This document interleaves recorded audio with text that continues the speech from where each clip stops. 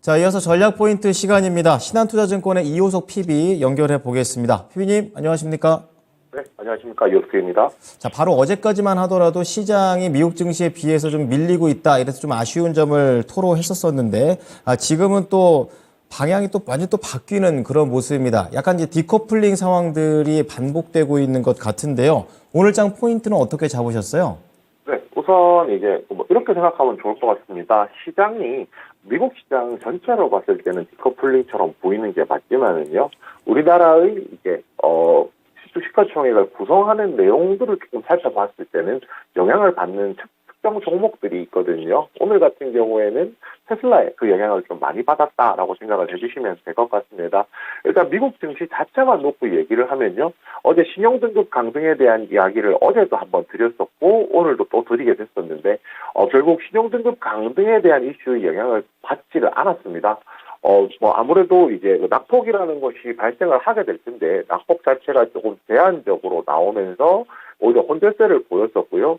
국내 증시를 기준으로 저희가 생각을 해보게 되면, 미국 증시가 나쁘지 않았으니까 국내 증시도 나쁘지 않을 것이다 정도로 생각을 했었는데, 이 부분이 오히려 조금 더 개선되는 요소들이 있었거든요. 그 개선되는 대표적인 요소가 테슬라였다라고 생각을 해주시면 될 것 같습니다.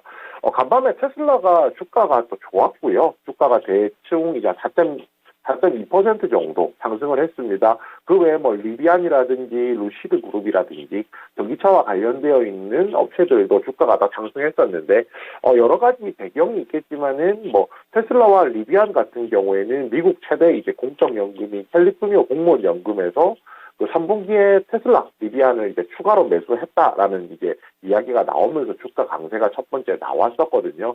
결국은 이런 공적 자금, 저희가 패시브 자금이라고도 부르기도 하죠. 이런 자금들의 매수세가 들어왔다라는 거는 테슬라에 대한 전망이 좋다라고 할 수 있을 것이고요. 장기적으로 봤을 때는 단기적으로 봤을 때도 수급 개선의 효과가 있다는 점, 이런 부분들을 생각해 보았을 때 결과적으로 테슬라의 주가가 올라간 부분들이 좀 컸다라고 할 수 있습니다. 결국 이제 이런 부분들이 국내 증시에 똑같이 반영이 되는 거거든요.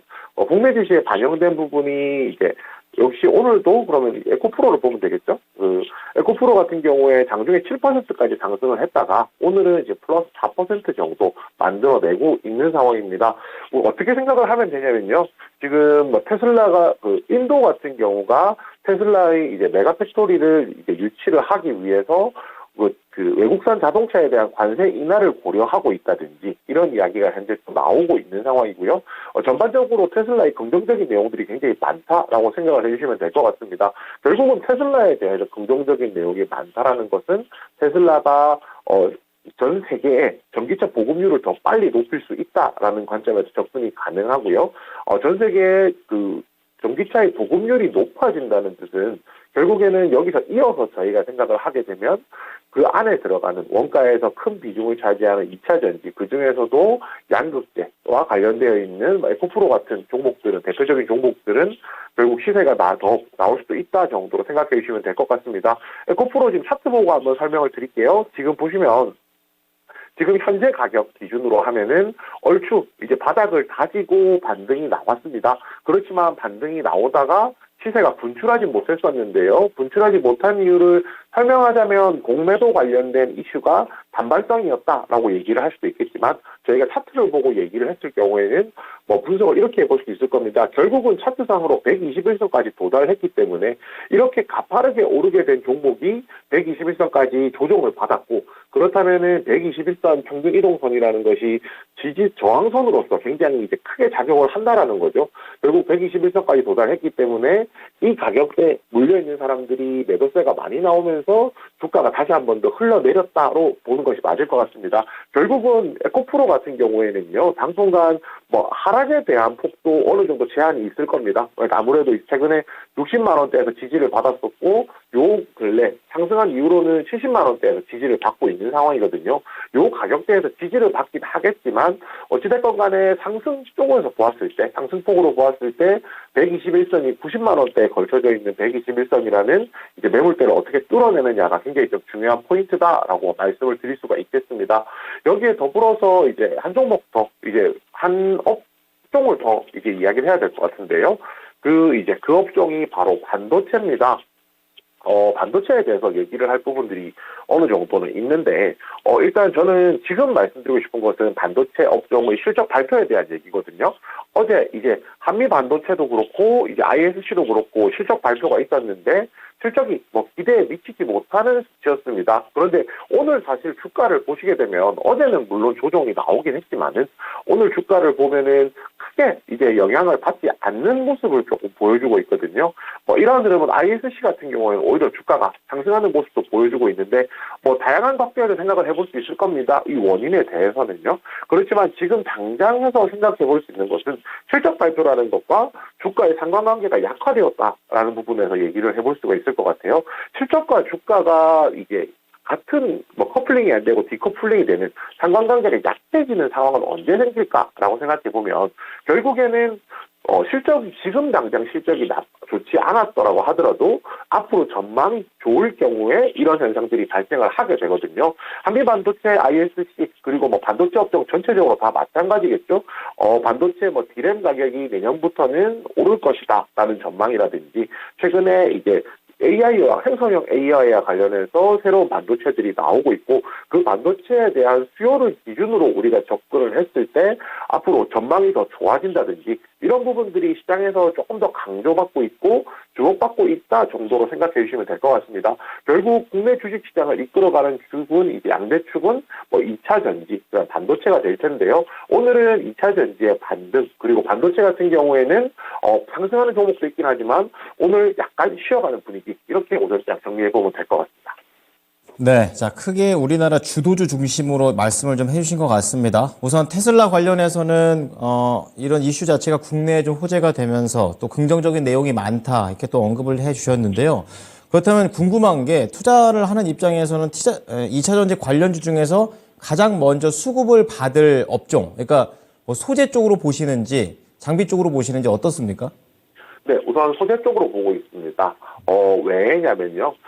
결국에 시장에서 이제 주도주라고 하는 것은 좀 한정돼 있고 정해져 있거든요. 저는 여전히 에코프로를 뭐 주도주라고 생각하는 이유가, 저희가 2차 전지 관련주라는 생각을 했을 때 대표적인 종목이 뭐가 있지라고 생각하면은 제일 먼저 떠오르는 종목이 에코프로이기 때문입니다. 당연히 2차 전지 관련해서 호재가 나오고 내가 주식을 사야 된다라고 생각했을 때 가장 먼저 손이 나가는 종목이라고 생각을 해주시면 될 것 같고요. 장비 같은 경우에는 이제 소재 관련주들이 이미 충분히 상승하고 무르익은 이후에 그 훈풍이 이제 낙수효과죠. 낙수효과가 넘어갈 수 있는 업종이 될 텐데, 상대적으로 지금 그 소재 쪽이 힘을 못 쓰고 있었던 상황이었기 때문에 그 이제 낙수효과가 이제 에코프로까지 그 장비주들까지 가기 조금 힘들었다라고 생각을 하고 있습니다. 그렇기 때문에 이제 뭐 소재주, 그중에서 에코프로를 기준으로 2차 전지 업종 전체적으로 좀 보고 판단하시는 게 맞다라고 생각을 하고요. 2차 전지 업종이 소재 관련주들이 좀 상승하는 상승 무드가 만들어진다라고 하면 오히려 그 시점에서 장비주를 저가 매수 차원에서 낙폭 과대 차원에서 접근하는 것도 충분히 좋은 전략이다라고 말씀드리겠습니다. 네, 2차 전지와 관련해서 소재와 장비 이쪽과 관련된 투자 힌트를 좀 주셨습니다. 그리고 앞서서도 이 반도체 관련해가지고, 그렇다면 이 HBM 관련주 그리고 기존의 반도체 관련주, 이 두 가지로 나눠봤을 때 전망이 더 좋은 게 좋다고 말씀하셨습니다. 그러면 기존 반도체 관련주들이 조금씩 살아나고 있는 그런 업황을 좀 보여주고 있는데, 이쪽이 더 좋다고 생각하십니까? 네, 우선 지금 이게 이렇게 생각을 해주시면 될 것 같습니다. HBM과 관련돼 있는 종목들 같은 경우에는 올 한 해 동안 꾸준하게 상승을 했었고요.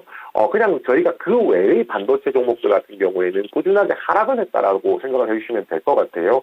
그렇다면 상승했을 때 추세적으로 더 올라갈 가능성이 높은지, 아래쪽에서 올라갈 가능성이 높은지, 확률은 어쨌든 반반일 건데요. 상승할 때, 상승하는 종목들에 대해서 더 위쪽에 있는 종목들은 장이 좋을 때는 더 가볍게 치고 올라갈 수가 있을 것입니다. 그렇기 때문에 제일 중요한 것은 반도체 관련주로 해서 위쪽에 있는 것을 사느냐, 아래쪽에 있는 것을 사느냐는 그 시장의 이제 분위기를 조금 판단을 해보실 필요가 있다고 생각하고요. 장이 좋다라고 생각을 하면은 HBM 관련주, 이미 시세가 분출하고 있는 HBM 관련주를 접근하는 것이 낫다라고 판단하고요. 장이 조금 엎어져 있다라고 표현하죠. 장이 이제 불이 붙지 않은 상태라고 하면 오히려 많이 가격이 빠져 있는 낙폭 과대 차원에서 기존의 반도체주 접근하는 거 가능하다는 점 같이 말씀드리겠습니다. 상황에 따라 반도체는 접근하는 방식이 좀 다르다라는 점 꼭 체크해 주시기 바랍니다. 자, 그럼 오후장 전략 포인트 들어가 보겠습니다. 어떤 거를 좀 지켜볼까요? 네, 우선 이제 엔비디아 말씀을 드려야 될 것 같은데요. 엔비디아가 어제 그 생성형 AI에 최적화된 GPU인 H200이라는 것을 공개를 했습니다. 그 엔비디아 관련주로 유명한 ISC 같은 경우에도 그에 따라 어느 정도 반영을 받는다고 조금 판단을 해야 될 것 같고요. 우선 이제 이런 새로운 GPU가 나온다는 것 자체가 좀 의미가 있습니다. 이제 결국에는 생성형 AI에 최적화된 제품들이 나오게 되고 거기에 맞추어서 필요한 물건들을 공급하는 회사들은 앞으로 더 많은 이제 판매, 매출을 올릴 수가 있겠죠. 이런 부분에서 좀 접근을 한다라고 하면 결국은 이제 앞서서 앵커님께서 질문해 주셨던 내용에 답이 될 거라고 생각을 합니다. 앞으로도 좋아질 것에 베팅을 할 때는 시장이 좋은 경우에 가능한 것이기 때문에 그 시장의 이제 좋은 분위기를 이어가는 관점에서 HBM 관련주에 접근을 해주시면 좋을 것 같고요. 그리고 기존에 저희가 이제 반도체와 관련해서 이 종목이 참 좋은 종목이고 실적도 괜찮을 거라고 전망이 나오는데 주가가 올라가지 않았던 종목들 같은 경우에도 낙폭 과대에 대해서 이제 접근이 가능하다는 겁니다. 근데 제가 왜 양쪽 다 얘기하냐면요. 반도체 업황이 분명히 개선되고 있기 때문입니다. 만약에 반도체 업황이 나쁜 시기라고 하면은 앞으로 성장성이 있는 쪽만 제가 말씀을 드렸겠지만 업황이 개선되고 있다는 신호가 명확하게 보이고 있는 상황이기 때문에 낙폭 과대까지도 같이 보자라고 말씀을 드리는 거고요. 결국에 핵심은 이거죠. 반도체 업종에 대해서는 긍정적인 시각 그대로 유지, 그리고 이것을 가져가는 전략 필요하다라고 말씀을 드리는 겁니다. 그리고 미중 정상회담에 대한 얘기도 좀 해야 될 것 같은데요. 그 논의 안건이 지금 여러 개가 나오고 있는 가운데 가장 대표적인 것이 그 군사에 대한 얘기가 나오고 있습니다. 군사에 대한 대화를 이제 하겠다, 창구를 열겠다라는 이야기가 있는데요. 이 부분은 사실 주식으로 좀 치환하기에는 방산 관련주 저희가 이렇게 표현을 해볼 수는 있겠지만은 치환하기는 상당히 조금 까다롭다라고 생각을 합니다. 그런데 이제 반대로 한 가지 논의에 대해서 더 하는데요. 바로 친환경에 대한 논의까지도 같이 이루어진다라는 보도들이 나오고 있거든요. 친환경에 대한 것은 최근에 저희가 ESG라든지 이와 관련해서 굉장히 좀 이야기가 많았지 않습니까? 그래서 상대적으로 친환경과 관련해서는 이제 할 이야기가 많기 때문에 국내 증시에서도 관련주들을 저희가 조금 접근을 해볼 수 있다라고 생각을 하고 있습니다. 오늘 이 내용 때문뿐만은 아니겠지만요. 결국에는 이제 수급이 붙었던 친환경 관련되었던 이제 종목들이 시세가 더 빨리 날 것이라는 관점에서 생각한다면 오늘 시세가 한번 분출했던 KC 그린홀딩스 같은 경우에 오늘 121선 뚫어준다라고 생각하면은 접근해보는 것도 충분히 가능할 거라고 생각을 하고 있고요. 그 외에 우리가 이제 하나솔루션 같은 것도 있겠죠. 하나솔루션 같은 경우에도 주가가 충분히 많이 빠졌다는 관점에서 이 구간에서 이제 반등이 나온다라는 관점에서 접근하는 것도 이제 여지를 좀 열어놓을 필요가 있다라는 점까지 같이 말씀을 드리겠습니다. 그 외에 이제 마지막으로 좀 말씀드리고 싶은 부분은 이건데요. 지금 시장에서 3분기를 한 키워드로 해보자면 소외주의 반등이다, 소외주의 반란이다 정도로 얘기를 해볼 수 있을 것 같습니다. 결국 3분기에 이제 소외주가 반등이 나왔던 이유, 이 반등 국면이 나왔던 이유는 소외가 됐음에도 불구하고 그 예상에 부합하는 3분기 실적을 보여주었기 때문에 지금까지 소외됐던 부분들이 상쇄되면서 주가가 반등이 나왔다라는 거거든요. 그러면 반대로 생각하면요. 이 3분기에 소외됐던 소외주들이 이미 실적이라는 것이 호실적 혹은 예상치에 맞는 실적이라는 것을 보여주었기 때문에 4분기에도 이게 이어지냐라는 겁니다. 오히려 4분기에는 당연히 지금 보여줬던 퍼포먼스보다 더 높은 퍼포먼스가 나왔을 때만 주가를 상승시킬 수 있는 모멘텀이 된다라는 거거든요. 소외주가 주목을 받았다고 더 이상 소외주가 아니라는 거죠. 그런데 지금 코스피 기준으로 저희가 얘기를 해보면요. 4분기에는 실적이 조금씩은 이제 실적 추정치가 조금씩 하향되고 있는 상황입니다. 3분기처럼 실적 장세가 4분기에도 이어지지 않을 것이다라는 이 전망들이 현재 조금 나오고 있는 상황이거든요. 그렇다면 지금 시점에서는 포인트를 조금 바꿔가지고요. 실적 추정치가 상향되는 종목이 드물기 때문에 오히려 실적 하향치가 하향치되는 것이 하향치 폭이 약한 종목들, 약한 업종들을 조금 찾아보는 것이 필요하다라고 생각을 하고 있고요. 결국에 지금 그와 관련해서 얘기가 나오는 것이 바로 미디어와 헬스케어에 관한 부분들이 이야기가 나오고 있습니다. 그런데 지금 오늘 장에서 이제 미디어와 관련해서 이야기가 나왔던 종목들이요. 이번에 이제 그 웹툰 관련된 이제 종목들이었거든요. 예를 들어서 구글 플레이에서 네이버 웹툰 이제 IP를 활용한 게임들이 공개된다라는 이 지스타에 공개된다라는 이야기가 나왔었거든요. 그것에 이제 맞추어서 이제 예를 들어 대표적으로 DNC 미디어 같은 종목들이 있겠죠. 이런 웹툰 관련주들이 시장에서 좀 주목을 받고 있습니다. 미디어, 웹툰 이런 범주를 조금 넓혀보았을 때 이런 IP를 가지고 있는 기업들 같은 경우에 4분기에 투자 매력이 좀 올라간다라고 생각을 하고 있거든요. 그래서 시장 전체적으로 보았을 때 이 부분까지 같이 참고하신다라고 하면 오후 시장 대응하시는 데도 도움이 되지 않을까 그렇게 생각합니다. 네, 구체적인 전략이었습니다. 반도체는 세부 전략 계속해서 잡아주셨고요. 미중 정상회담은 친환경, 그리고 실적과 관련해서는 미디어와 헬스케어 쪽 자세히 알아보도록 하겠습니다. 오늘 말씀 감사합니다. 네, 감사합니다. 자, 오늘 전략 포인트는 신한투자증권의 이호석 PB였습니다. 지금까지 투자 판단에 도움이 될 수 있는 정보를 제공해 드렸습니다. 하지만 특정 종목의 상승과 하락을 보장하지는 않으니까요. 참고해 주시기 바랍니다. 오후장도 힘내십시오. 고맙습니다.